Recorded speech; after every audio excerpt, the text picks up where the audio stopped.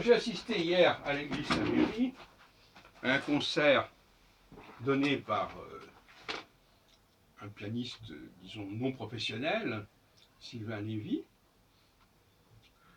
et qui nous a proposé tout un itinéraire, tout un voyage avec, je sais pas, une dizaine de compositeurs, depuis Bach jusqu'à Michel Legrand. Et ça s'appelait un concert ou un récital, mais c'est que tout à l'heure je parlais des congrès de première et deuxième génération, si on peut dire. Il y a aussi les concerts de première et deuxième génération. Le concert au départ, c'est le concert d'un compositeur et non pas d'un interprète. N'oublions pas que l'interprète, le pianiste, la pianiste, au XIXe siècle, avant l'invention du gramophone, du disque, etc., c'était l'appareil nécessaire pour qu'on puisse jouer cette musique. Et la partition, c'était la clé USB qui permettait de déclencher le processus. Dans ma famille, ma grand-mère, ma sœur aînée, jouaient du piano dans ce sens-là.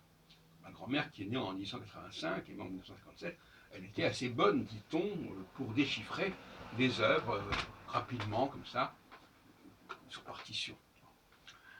Et c'est une deuxième génération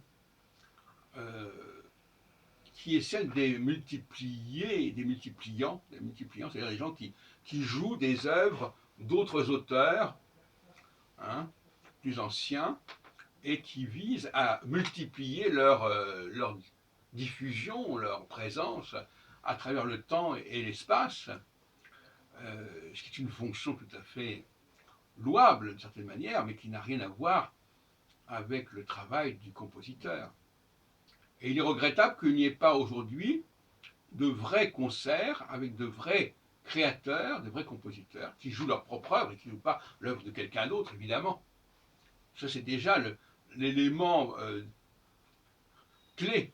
Quand on commence à jouer des œuvres des uns et des autres, on n'est pas compositeur. Et la preuve en est, c'est que ces gens qui jouent les œuvres des uns et des autres ne sont jamais capables de de glisser en même temps leur propre œuvre. Par exemple, ce Sylvain Lévy, que je trouve gentil et tout, eh bien, il n'a pas jugé bon d'apporter sa propre contribution à cette brochette d'œuvres. Il ne se sentait pas dans l'âme d'un multipliable, d'un multiplié plutôt, d'un multiplié. Il voulait se contenter d'être un multipliant.